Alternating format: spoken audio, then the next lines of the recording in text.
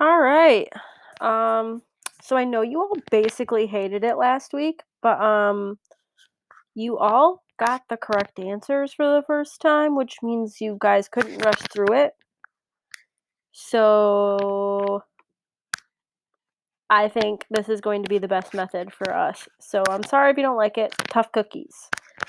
So we are going to be looking at America expanding its borders and a lot of presidential changes and political differences during this time. So we are going to be looking at how America expands Louisiana Purchase, some of the responses to that. So I jokingly put here with James Monroe. If you don't understand the reference, it's fine, but it's from Vine. Look at all them. Oh, it's those. Look at all those chickens. Oops. Look at all those chickens. Just kidding. It's land. All right. So we're going to get rid of my face because I don't want to see it today. So let's get started. The era of good feelings. So after the War of 1812, strong feelings of nationalism. There's a strong feeling of nationalism kind of sweeps through America, and nationalism is just the sense of a national identity or patriotism. Basically, like how every time in the Olympics we chant USA, USA. That's nationalism, okay? Um, Although this is really kind of weird that this happens because America didn't really win the War of 1812. It just kind of stopped. We didn't lose, we didn't win. We let them burn down the White House, but they didn't take any land. So I would say it's more of like a stalemate. So I don't really know. I don't personally understand why this increases nationalism. But anyways, in 1816, James Monroe was elected as the 5th president, basically unopposed because the Federalist Party is a fractured party at this time. There's really no other party running. So we've got this man right here, good old James Monroe and his butt chin. Monroe was very well liked. He toured all over America, so he was very well accepted by his constituents or the people that live in America. And because of this, he was welcome everywhere. This time period is called the era of good feeling because there was little political disagreements about national politics. This really only occurs during James Monroe and then one other presidency, and then it just goes downhill from there. In 1820, Monroe is reelected almost unanimously. He sees no opposition again. So, in order to strengthen the national economy and further promote national unity, Henry Clay, the Speaker of the House, proposed a program called the American System. Okay, if you don't remember what the Speaker of the House is, the majority in the House of Representatives, they kind of pick somebody to be the leader. There's the Speaker of the House, and they have one for the minority party as well, and I, for some odd reason, it's slipping my mind. So we've got 3 major things that come out of it, okay? A Bank of the United States would issue a single U.S. currency, so there wouldn't be multitudes. Protective tariffs would be increased to encourage American manufacturing, and money generated from tariffs would be spent building roads and canals. These are all 3 things that we see out of the American system. You have to keep in mind, although these things seem very simple to us now, they were still kind of new, being that America is still a very young country, and we are figuring out the policies and powers that each party has. Not party. Branch. Okay.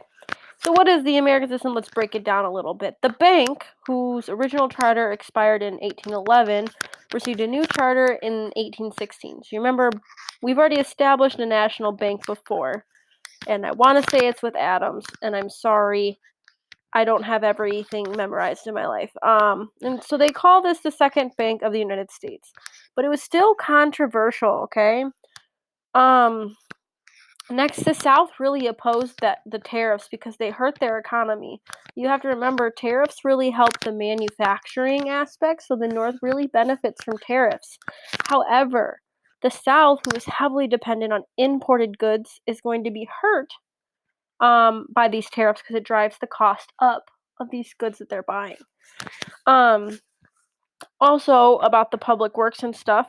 Some people argue that the Constitution did not say that that Congress could spend money on public works within the individual states. So, money generated from tariffs would be spent building roads and canals. Those are public works, okay? It's not on there because it wouldn't fit, but public works are just things that the government pays for to generate income amongst families and stuff like that. So there's a lot of pushback, like, hey, you don't have the authority to do that. So, too bad, so sad. Congress had already approved the construction of the Cumberland Land Road from Cumberland, Maryland to Vandalia, Illinois. This later becomes called the National Road, but it's called the Cumberland Road. Congress also invested in the Erie Canal. This is huge. The Erie Canal basically connects both the Great Lakes to the American axis of the Atlantic Ocean, but also it gives New York City the access to the Great Lakes region. You can see my mouse. Here's New York City, and here is Lake Erie, okay? So the goal was to basically dig a pathway all the way to Lake Erie. And, we see like bigger cities that you might recognize. So Syracuse, Buffalo, those are both some bigger cities in, New York, but it provides the ability for New York City to have access to the Great Lakes region. The Erie Canal led to an increased trade and population surge in the Midwest. With them branching, the differences, the mileage between the two, you can now see cities grow in the Midwest. New England primarily kind of controls all the goods in America. So if you cannot get those goods in a quick manner to the Midwest, people are not going to move there. This allows for a quicker transportation of goods, so it allows for the Midwest to start to grow. And this is why we see a lot of Midwestern regions start asking for statehood. It has inspired the building of many more canals in pre-railroad era America. Essentially, canals become like this time period's version of railroads. It's the fastest way to travel. Cool. Great. We understand. All right. So sectionalism. What is sectionalism? As nationalism grows, sectionalism, or the importance of regional and state identity, also grows. Okay. So we as Ohioans are from the Midwest. That's the region we're from. And we call ourselves Ohioans. So that would be our state identity. Okay, so we're Midwesterners, but we're also Ohioans, but we're also Americans. See how we break that down? That's sectionalism, okay? And because of this, we see sectionalism, we see a breakdown in how economies work, okay? So the Northeast focused on factories and trade. Like always, the New England region will always focus on factories and trade. Small amount of land, not a whole lot of space to worry about large scale agriculture, and the weather is not ideal. Okay, the South relies heavily on plantations for income, and we know that because we see that steady takeoff of cotton. Before that, it was tobacco. It's always cash crops, okay? And now the West was a place for people to exploit new land. We learned that you can grow a lot of things in these rich soils to help with agricultural needs, okay? So this creates regional politics. Basically, each region advocated for things that would benefit them, creating a divide in American regions. So one of the most common is New England manufacturers are losing money to foreign-made goods. So they will always push for tariffs that will help equal out the prices, right? If we don't remember, tariffs are a tax on imported goods to basically raise the cost of those imported goods that other countries are able to undercut us in, so that it evens the playing field. So instead of you seeing American tea for $1.25 a glass and English tea for 75 cents a glass, they're now both at $1.25, and now it makes more sense to support local. That's the whole purpose of it. Okay, so the North is going to support these, especially in the Northeastern region. Okay, and the South is not going to support tariffs, and they are going to heavily make sure that slavery is going to be legal. That is going to be their main focus. And the West is kind of just chilling. They're like, what do I do with my hands? They just want to make sure that they're allowed to enter statehood and they're good. Okay? So this man right here, his name is Henry Clay. He is not the best looking man in the world, but the reason he's there is we enter an issue. Okay? Sectionalism creates a lot of problems, and We're on this very delicate balance at this time.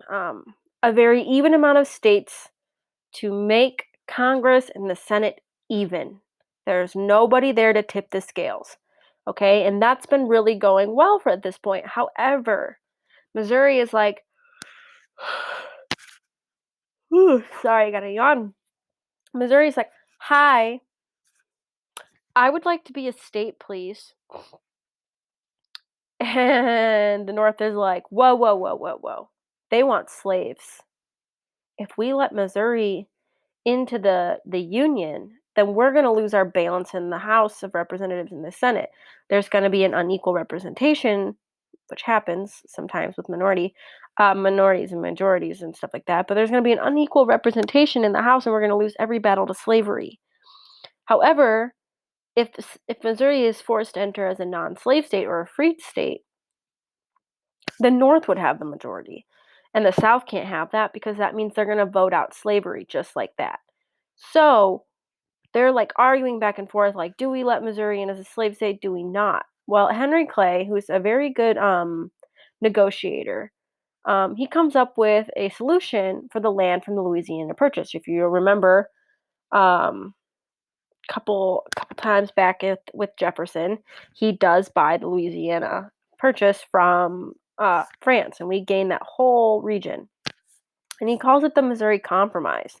Missouri would enter as a slave state, and everybody would be fine with that. But Maine, which was still a part of Massachusetts, would be entered at the same time as a freed state, keeping the scales balanced. It made slavery illegal in all newly admitted states above the southern border of Missouri. This is important because if you look, there's not a whole lot of space above Missouri. Okay, we have more space up here, and if you think about the allocations of states as we go, that's going to get kind of sloppy because there's a lot more states in the northern half than there is in the southern half of the country.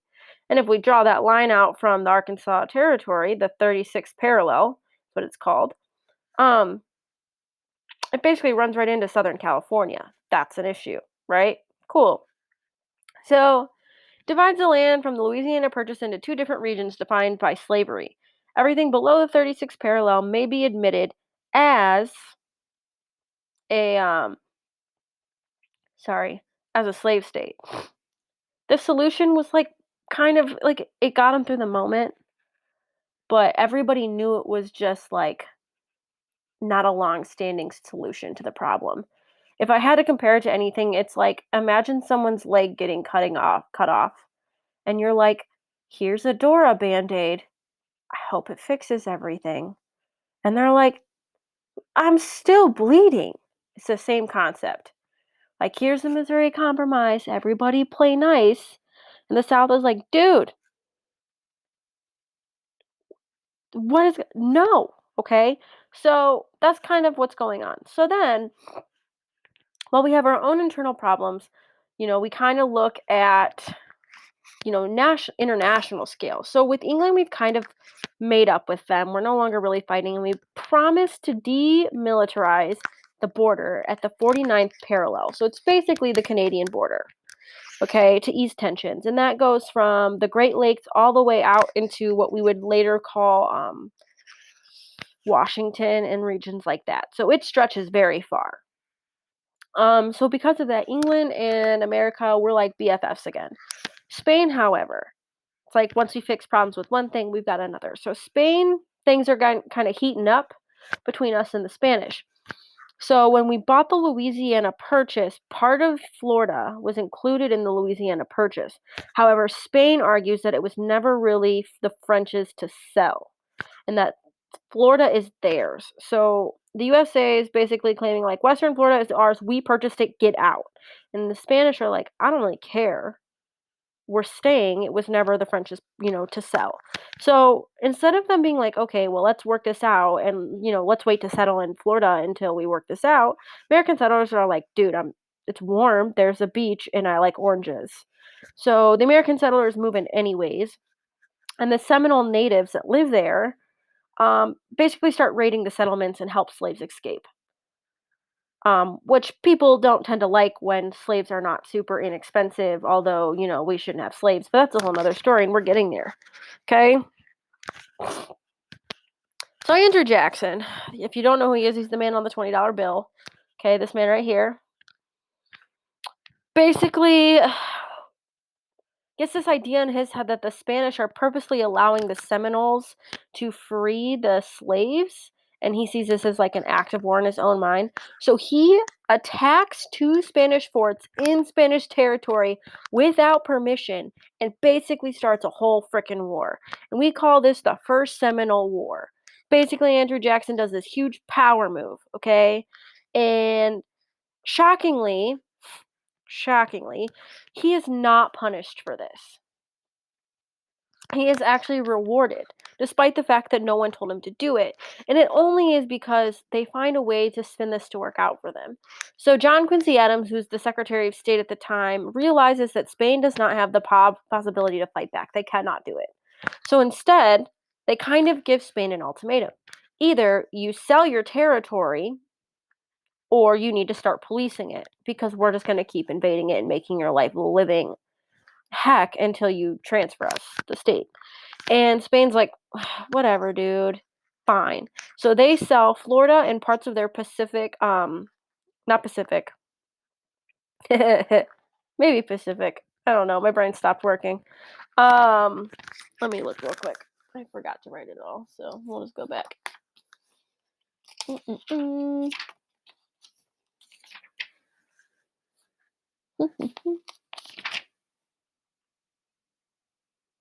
Yes, okay, I was right. And parts of the Pacific Northwest to the U.S. for $5 million. Okay, that's a lot of money today. Well, it's a lot of money back then. So we're growing, right? Well, this only basically makes Andrew Jackson like the greatest thing since like sliced bread in all of America, and everybody like has this huge love of Andrew Jackson post this whole mess. Basically, after the First Seminole War, Andrew Jackson could do no wrong. However, James Monroe is still president during this time, and Spain didn't just lose land in America. They were losing land in Latin America to this man right here. I know his last name is Castillo. So that is all we are going to say. Basically, this man right here helps Mexico fight for their independence and win it in 1821. Spain basically looks to his European allies and is like, dude, help. So France, Russia, Prussia, and Austria discuss helping Spain gain back their land. And Monroe is like, no, not a fan. And he begins to fear that European nations might attempt to recolonize territories in America. So he passes what's called the Monroe Doctrine. On December 2nd, 1823, Monroe issued the Monroe Doctrine, and it basically sets the stage for America to become a world power. Makes up like in 3 parts. Basically says like European interference in the U.S. affairs will not be tolerated, and the U.S. would stay neutral in European colonies or conflicts. Oops, spelled conflicts wrong. Basically saying you leave us alone, we'll leave you alone, but the second you get in our way, we will make your life suck. Okay, the second thing is the U.S. wouldn't tolerate new colonization of the Americas. View it like this. Dogs mark territory by peeing on it. That's what's happening here. James Monroe is like, we're just peeing all over North America and claiming it as our own. Okay? No one's going to like that. Europe is going to look at us and be like, dude, what the heck? Okay? So that's the second thing they say. And the third is any attempt by Europe to further colonize the Americas would be considered an act of aggression, meaning we would declare war on them. It's crazy that America is like putting all these like we will attack you kind of thoughts on people's minds, because America's army is not like great. We just existing at this time. So pass the Monroe Doctrine kind of makes the Europeans mad, but they totally back off because they can't afford another war. So then the election of 1824 rolls around because the Monroe Doctrine is passed in the last year of James Monroe's presidency. So there's still no opposing party at this time. So all the candidates consider themselves to be the same party. That's kind of an issue when you have everybody with the same thoughts running for president. However, the U.S. hadn't really figured out nominations yet, or that they're all not actually a part of the same party. So the North wanted John Quincy Adams, the South wanted Andrew Jackson, and another guy, but he's really not that important. And the West wants Henry Clay or Andrew Jackson.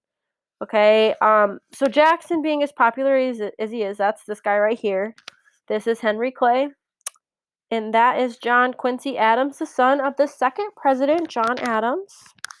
Cool, right? So Jackson would win the popular vote, but he doesn't win a majority. So he, in theory, cannot become president. So according to the Constitution, it's got to go to the House of Representatives, and they would decide the winner. Now, here's where it gets a little dicey: is Clay is the Speaker of the House at this time. Okay, so Henry Clay, who was last, basically convinces himself to drop out. He's like, whatever, I'll withdraw. Okay, but that doesn't mean his votes go elsewhere. He convinces the House to vote in favor of John Quincy Adams. Therefore, John Quincy Adams becomes president despite the fact that Andrew Jackson wins the popular vote. He just doesn't win a majority. Afterwards, John Quincy Adams is like, hey, Clay, I saw what you did for me back there. I'm going to make you Secretary of State because you a dog.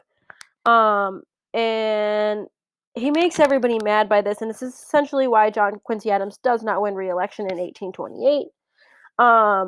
They claim this to be a backdoor deal, that John Quincy Adams was like, hey, Henry, if you help me out, I'll scratch your back if you scratch mine. Okay? And they get angry at both Clay and Adams. So Henry Clay will never really be able to run for president again. I think he tries again in the Whig Party, but he's never really a successful candidate, and Adams loses his next presidency because of a lot of the stuff he does. So Andrew Jackson kind of remains a sore in, John Quincy Adams' pain. He's like a sore and a pain in his butt. Okay, so the 1824, 1824 election results in bitterness and anger.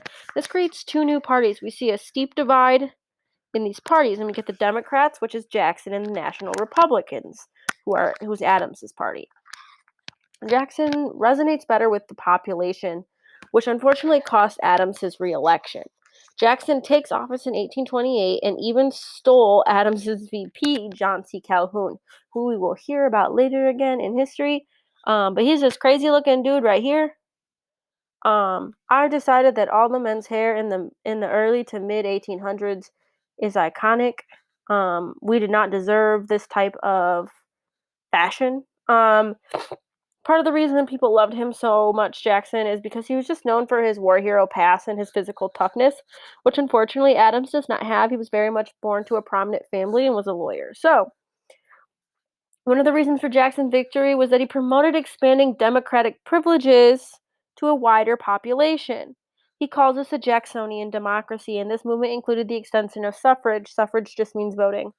Before, only white male landowners could vote, but Jackson loosened the restrictions to include more white men. However, it does not include free blacks in the North or women. Apparently, they don't need the right to vote, I guess. It's whatever. Okay? So Andrew Jackson also begins giving all of his friends and supporters positions. So if you remember, we talked about the cabinet. So those cabinet positions are all appointed. And generally, when the president switches, the cabinet switches.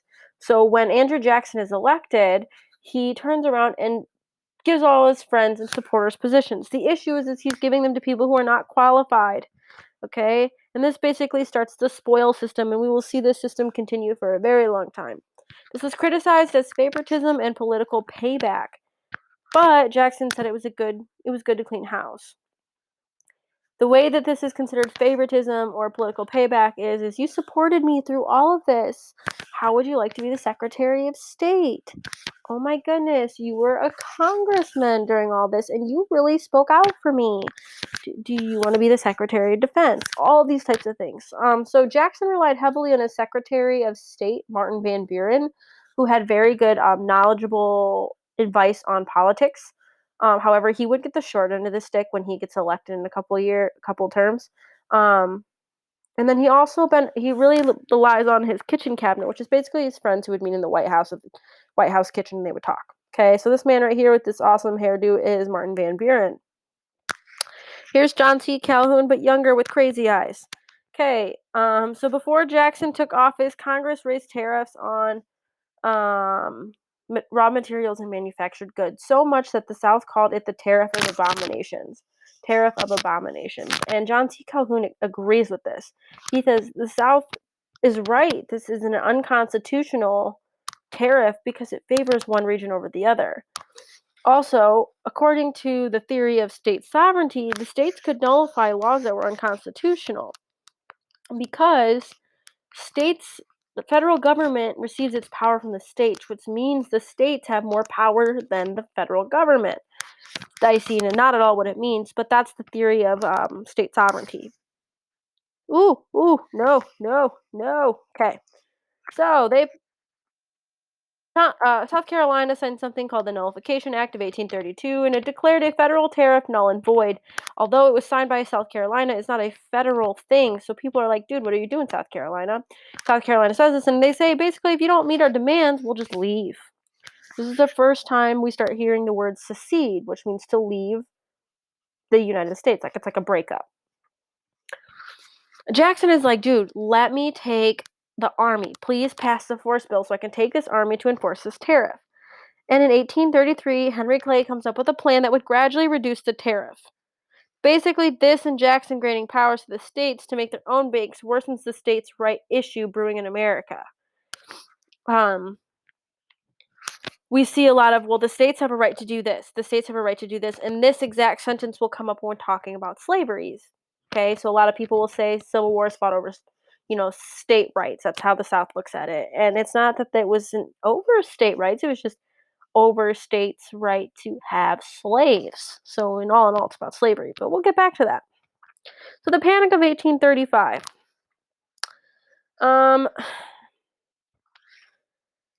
So before Martin Van Buren is elected, there's a new political party that finally is created.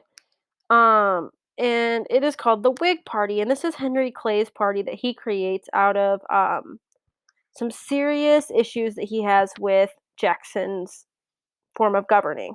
It's called the Whig Party because it's a name of an anti-monarchy party in England. And they thought Jackson was acting like a king. They started calling him King Jackson. To show you how petty this group was, they literally nominated 3 presidential candidates in an attempt to cost the Democrats their election. So basically, so that Martin Van Buren would lose. However, they fail as Martin Van Buren still becomes president. Amazing.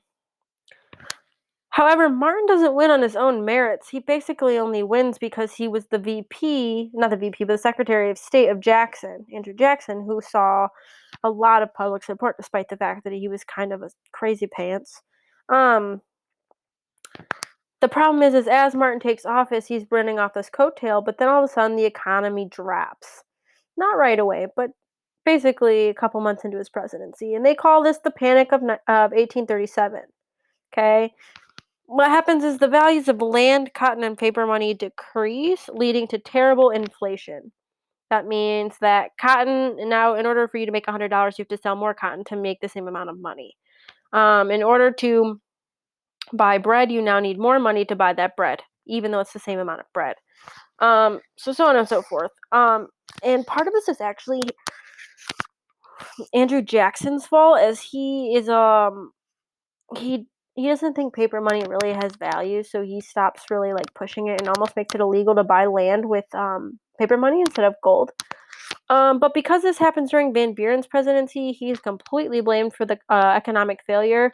And part of that is because he believes in laissez-faire economics or laid-back economics or hands-off.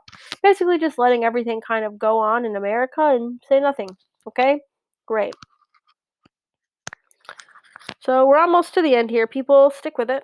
We are almost there. The shortest presidency ever. So Martin Van Buren, after his first term, is kind of looked at like a laughingstock. He's not really expected to win. However, William Henry Harrison runs against him and wins his presidency, but it would be the most short-lived presidency in history, and to this day, it is still the shortest presidency ever. On his inauguration day, it was really stinking cold, and Harrison, who is 68 years old, gives his speech, a crazy long one. I think it's like almost 2 hours long, without a coat on. And that's him right here. Obviously, he doesn't look 68 here. I just think they make him look stupid old in all the photos. So I like this one. He does it without a coat on, like an idiot. And because of that, he catches pneumonia and dies like a month later. He also catches typhoid fever, but mostly focusing on the pneumonia. Um, so a month later, John Tyler becomes the president, and he basically says "Hasta la vista" to the Whig Party and goes back to his democratic ways. So that is basically the American politics in a nutshell in like 25 years. So answer the questions and stay safe out there, y'all. I will see you in a couple of, well, I'll see you next week technically. Bye.